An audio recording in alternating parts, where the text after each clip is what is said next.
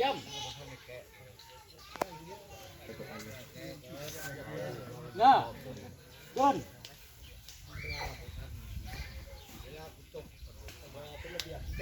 เดี๋ยวย่ำ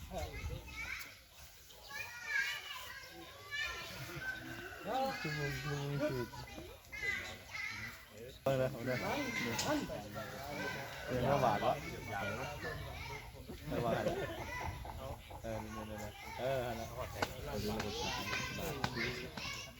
เขียงวันตัว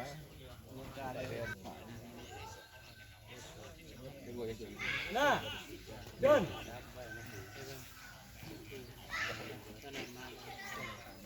ได้เดินดีแล้วมือน่ะเดินไหล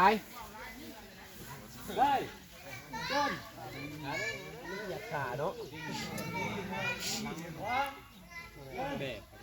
ตัดห้ามปีงเลย